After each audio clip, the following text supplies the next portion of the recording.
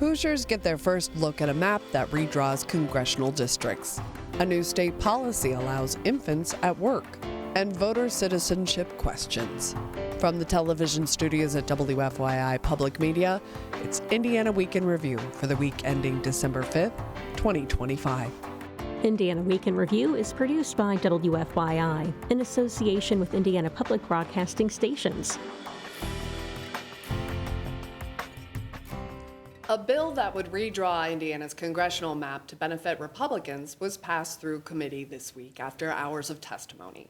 As Ben Thorpe reports, the map is a result of months of pressure from President Donald Trump and Governor Mike Braun to help maintain Republican control of Congress. Republicans were clear that their proposed map was made to politically advantage their party, specifically designed to flip the state's 2 Democratic congressional districts. Representative Ben Schmaltz authored the bill. He says Democrat-led states like California have been redrawing congressional boundaries for political gain, and that Republicans in Indiana need to fight back. We're doing the same thing now with the hope of maintaining political balance. Democrats repeatedly asked Schmaltz if the new map constituted racial gerrymandering, sometimes citing the fact that it would split Marion County into 4 congressional districts. Schmaltz said no consideration was given to that, reiterating that the maps were drawn purely for political advantage. Is this proposed map too extreme? It's the first question for our Indiana Week in Review panel. Political strategist Elise Shrock. Republican Mike Braun. John Schwantes, host of Indiana Lawmakers, and Niki Kelly, editor-in-chief at Indiana Capital Chronicle. I'm Jill Sheridan, managing editor at WFYI. So, Elise, what should Hoosiers make of this map that is vastly different than the map that we have currently? Well, I think it's been made clear by a lot of folks that it's purely political. Redistricting in itself is something that we're supposed to do to respond to population changes. It is done in response to the census, not to the political whims of a leader. And that's what we're seeing now. And that's why I think you're seeing a lot of bipartisan opposition. In the last week, we saw former Mayor Greg Ballard come out strongly against this. We saw former Lieutenant Governor Sue Ellspermann come out against this, both Republicans, both leaders in their parties, saying this is political posturing. It's bad for both Indianapolis and rural areas, both, who could represent both constituencies and do it well. And, you know, it is responding to political pressure and not a reflection of representative democracy. It is diluting democracy. So I think Hoosiers see it for what it is. That's why we're seeing the proponents of this fail to really, a campaign really failed to take hold here. Yeah. The opposition to it is really building momentum. Those for it are really failing to really dig in and find momentum. Mm-hmm. And Mike, I think we've heard, many lawmakers say this week that this is for political gain, and we've heard that, term again and again. We've seen it in the headlines. Is that a legal move, do you think, around these maps? Well, I don't think they're worried about the legal side of it. I think they're running the ball here. I did appreciate Ben Schmaltz. It was almost kind of funny to watch the hearing because the Democrats came in locked and loaded to prove this was political. The first thing Ben Schmaltz said was, "This is political," and it was like, kind of took the air out of the room, right? Which rhetorically and politically was a smart way to approach the hearing. In my personal experience, way back in my career, I grew up in the South Side of Chicago. I remember going and voting with my dad, and my parents' polling place was in the garage of the Democrat precinct committeeman in our neighborhood. I don't think a lot of Republican votes made it out of that garage. But I started my career working in Illinois politics, and it was not unusual at all to have, even the Democrats redistricted each other out of districts so other Democrats could run. So when the governor and others say, this is what Democrats are doing in other places, they're not wrong. But it's also why I don't work in Illinois politics anymore, because I don't want to do it that way. And I think that's what Republicans in Indiana are struggling with.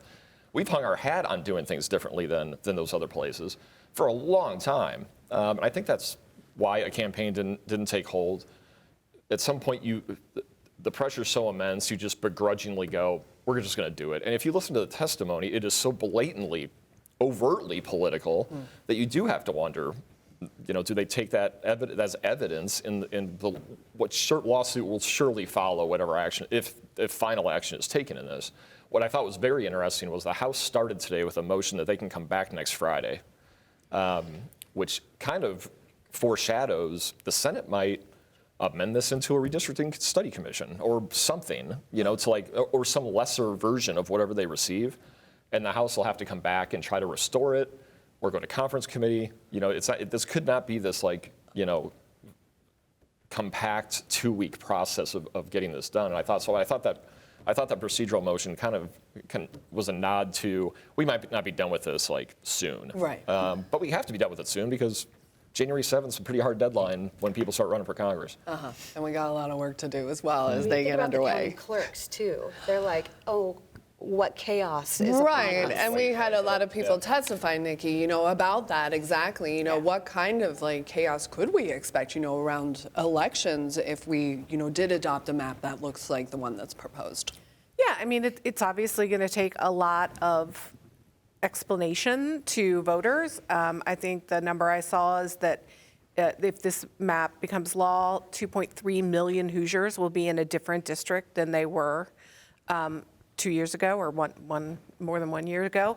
And so, and someone also pointed out, Indianapolis Marion County will be part of, basically in the media market of 8 of the 9 congressional districts. So we're gonna see ads for all of those. And this poor voter out there is which one is mine? I don't know. So there will be a lot of confusion. There's gonna be a lot of work on the clerks to get this done.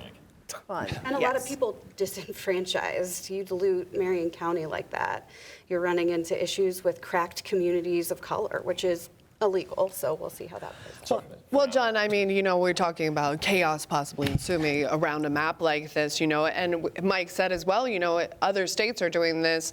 But if everybody just does it, when we're left with these maps that are, a little harebrained, where will we be? Well, there's a great formula for democracy. If everybody's doing it, let's just jump. You asked the initial question, is the map too extreme? I think most Hoosiers would say it's not the map that's extreme. It's an ugly map for the reasons that have been discussed, or an unfortunate map, at least, for the reasons that have been discussed. But what's extreme is the process or the lack of process that got us to this point. If you go back and look at the last maps that Republicans drew after the last census, whether it was Eric Holcomb, the governor, or leadership of both caucuses in the House and Senate, said, as they always do, take great pride in our maps. And the thing we like most, it was done after all this transparent, methodical, procedural process. That's the way these things should be done. They also touted, of course, that you kept together communities of interest. These maps do not keep together communities of interest. I grew up in Indianapolis, born and raised here. My first job in journalism was working for the Columbus Republic, covering Nashville, covering Seymour, covering basically the area that Indianapolis downtown's new neighbors to the southeast. The interests are not the same. The challenges are not the same. You're looking at an urban, a rural. It really diminishes everybody's interests. So the whole notion of community of interest, to say that it was so great and such an overriding factor before, but not now, it seems to be problematic. The other thing about everybody saying it's political, that's just saying what we've known for 200 plus years since the first gerrymandering goes back. But it used to be kind of the joke, hey, it's political. The only reason they're doing it now, A, because it'd be silly to deny it, but B, if it's political and they say up front it's political and bang that drum again and again, they think they're insulating themselves from the U.S. Supreme Court, because the U.S. Supreme Court had said the only thing that we will ever, at least if precedent is a guide, fault gerrymandering for is if it's done for racial reasons. So you're seeing people going out of their way to say this is political, because as recently as this week, if you look at the shadow docket where the Supreme Court sort of waved a green flag, at least temporarily, to the maps coming out of Texas, which were challenged on racial lines. One of the justices actually made some comment along the way that this is all politics. It's on both sides, and basically saying, we love that. That's okay. So that's why you're seeing so much of the acknowledgement of politics, I think. And I think we're getting, a lot of input about Marion County in general, because it is such a stark division among those lines. But a lot of communities in Indiana are experiencing, a divide. I think Lafayette is pretty clear as well. I understand that Purdue is pretty much cut into 2 districts. You think it's weird that if I go for a bike ride in my neighborhood, I ride through 3 congressional districts? I live in like the one spot. It's like standing in 4 states at once. Like how it's like I'm like right at that. I'm right at that spot. I'll be sharing a congressperson with someone in Jeffersonville. Right. You do get more steps on your fitness odometer that way, though. I think Get it'll be extra There's healthier. one variable I didn't anticipate. So when the map came out, it became tangible. It became real for everybody, right? Yes. And there were like Republican local officials, lawmakers were hearing from like county chairs, local officials, and which I didn't expect, who were like, we don't want to be in the same congressional district as Lake County. Vote against this. If you're in Miami County and you now all of a sudden you're lumped in with Gary, you're like, get me out of here. What are you talking about? I'm in the same district as Cherville, and So all eyes. So that's a variable that is really I don't think it's going to interesting. affect the vote ultimately, but All eyes for the vote next week will be on Indiana, and we do have a lot of national attention. And what can we expect I from don't the think Senate? the Senate has the vote yet. I think the House certainly will wave it through, but I We still talked about have counting We last should time. say right now the House is literally Yeah. debating and voting Yes. right now as we That's as not we the, record. that's not the question And mark. The it'll come question down mark's to the Senate, certainly. yeah.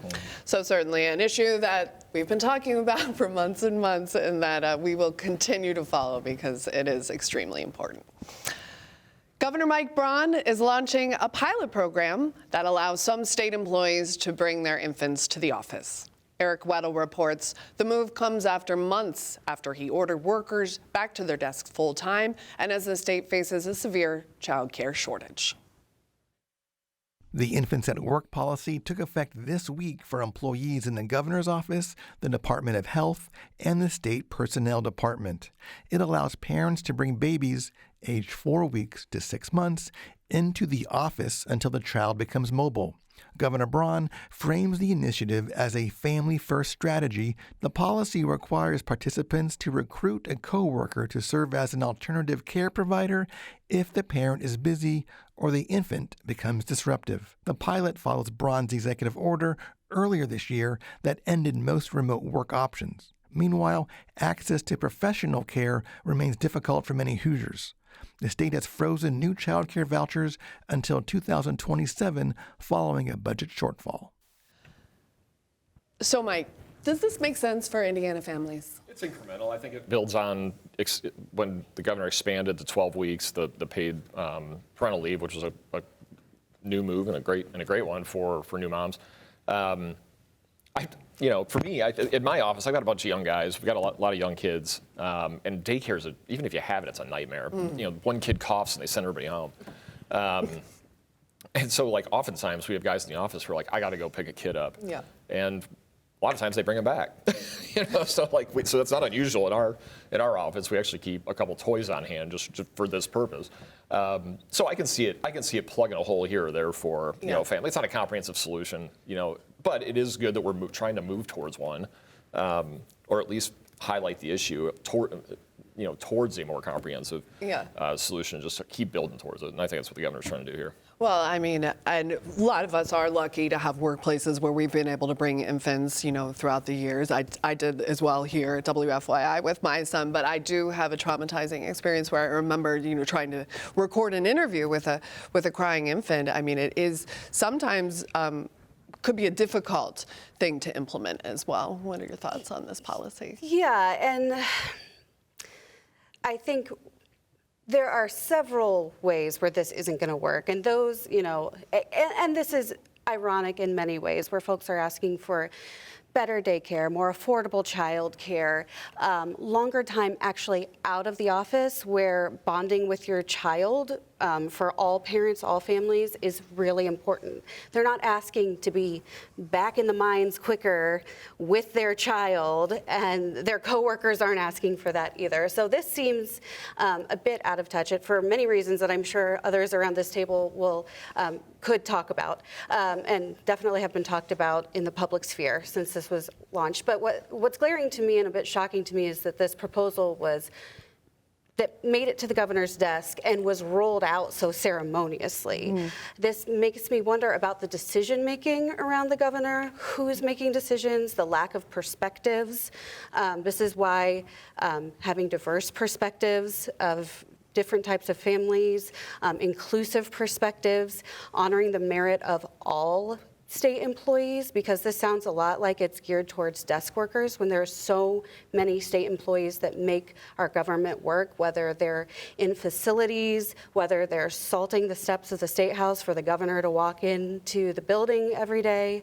And I don't know how they would grapple with a policy like this. So I think there is some serious decision-making and lack of perspectives that may have gone into this. Yeah, maybe we didn't completely think it through. I mean, I can't wait till I go to the B&B and the workers, got their kid on their lap. Look, I mean, the fact is that you could do this simply. If you want them to bond more with their child, then just let them work remotely for 6 months, right? But that's not what we're doing. We're instead it's voluntary, Yes. but you're asking your coworkers to agree to watch your kid up to 1 hour a day. They have to sign something for that. I love my colleagues. I'm not watching your kid at work. And, you can either get a little less productivity from that employee while working at home with the child, or you're going to affect the productivity for everyone in that thing. And then, if you got a cranky kid, then you're not allowed to do it. Yeah. So it's interesting, but I think the practicalities of how it works is going to be pretty rough. What do you think, John? I mean, is this, a common sense solution? I'm just amazed it went all the way around the table and nobody made a joke about colicky babies crying at the State House being a familiar sound there. But I had to make it, sorry. It seems like I thought it was a novelty. And so I looked at this and proving my theory there's an association or a group dedicated to everything. There is one for this too. And through that research, I don't know if they have a lobbyist. There's an association, but you may sign up. We'll put you in because you have toys already on premises, so that's good. But I think there are 8 or 9 states, and they're not all R. They're not all D controlled. It's Washington, it's California, and yet it's North Dakota, it's Kansas, Arizona.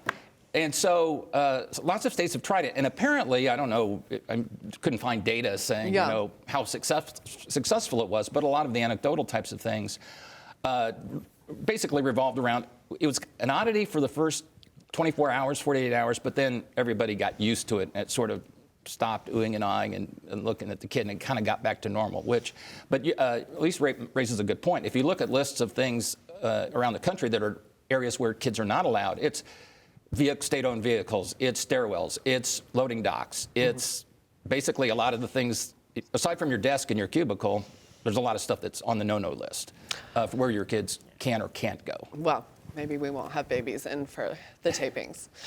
Only in emergency situations. Sorry, stay calm under there. That's Now time for viewer feedback. Each week we pose an unscientific online poll question. This week's question, will having infants at work help Hoosier families? Vote yes or no. The last question posed to viewers, will the rift among Indiana Republicans last? 51% saying yes and 49% saying no. If you would like to take part in the poll, go to WFYI.org/IWIR and look for the poll. Attorney General Todd Rokita and Secretary of State Diego Morales say a federal agency review found 21 non-citizens have cast ballots in Indiana elections, along with 165 non-citizens who registered to vote in the state. Zach Castle brings us this story from our reporting partners at the Indiana Capital Chronicle.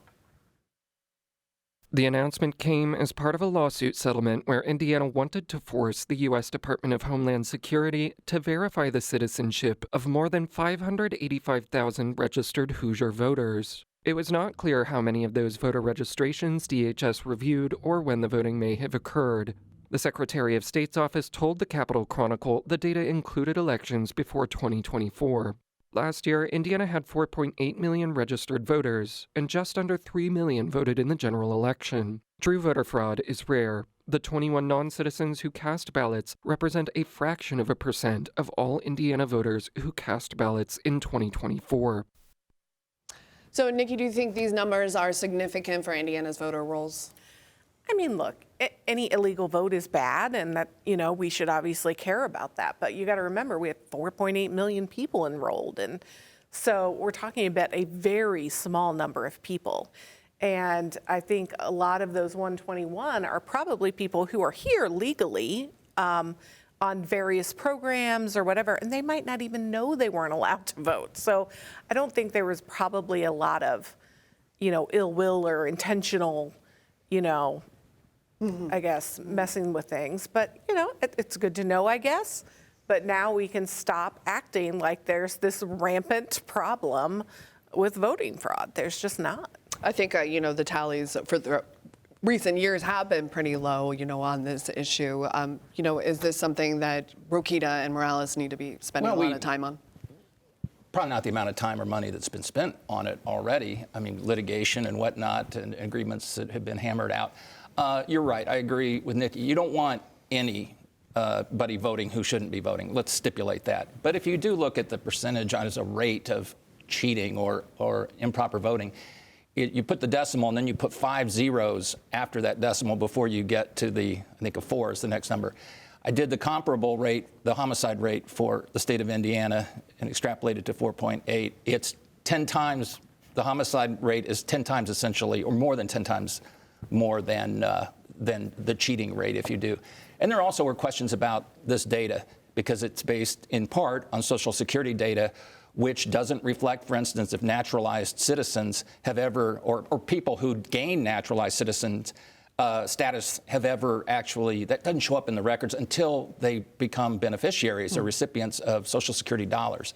So we don't know necessarily that all 21 of those individuals weren't in that category. Yeah. Do you think, Mike, maybe we should spend more time just trying to get more Hoosier voters that are registered and out to the polls? I think we want to know why, or how does this happen, right? I mean, there's the implication isn't that these were illegal voters, which has been the rhetorical, political argument now for however many, 5 years, 6 years, that they're illegals voting. So you have non-citizens voting, presumptively here legally, and and they have certain rights. They have a right to get a driver's license. They have rights to interact with the government and get services and do other things.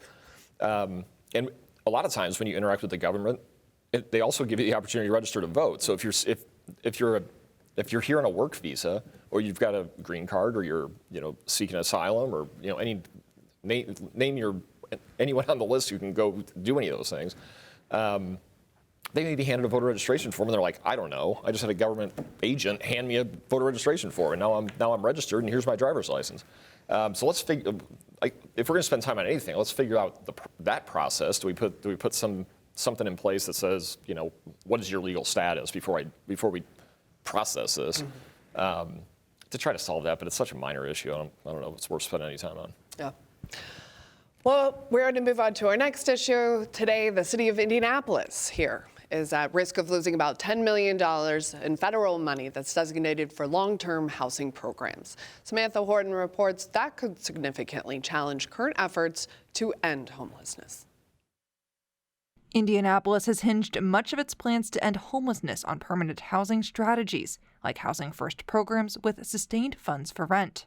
The U.S. Department of Housing and Urban Development recently notified state and local organizations that the majority of federal funding for those strategies will shift to transitional housing and supportive services. Chelsea Herring-Cozy is the executive director of the Coalition for Homelessness Intervention and Prevention and says the change will have a major impact. It is possible Indianapolis could lose a significant portion of our funding because it is much more at risk and much more highly competitive. The federal funding request will be delayed due in part to the government shutdown.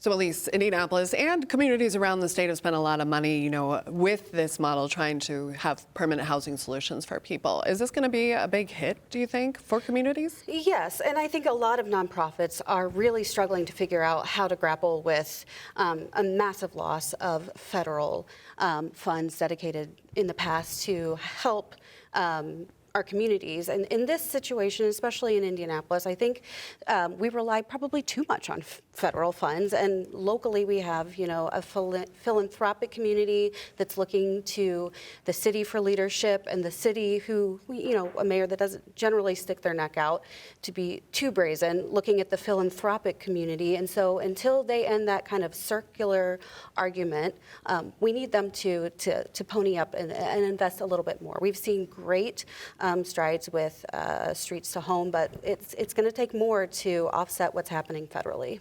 It certainly will disrupt any efforts, though, as we and come into the winter season, and it is an issue that's top of mind. But that's Indiana Week in Review for this week. Our panel has been political strategist Elise Shrock, Republican Mike O'Brien, John Schwantes, host of Indiana Lawmakers, and Niki Kelly, editor-in-chief at Indiana Capital Chronicle. You can find Indiana Week in Review's podcast and episodes at wfyi.org/IWIR or on the PBS app. I'm Jill Sheridan, managing editor at WFYI. Join us next time because a lot can happen in an Indiana week.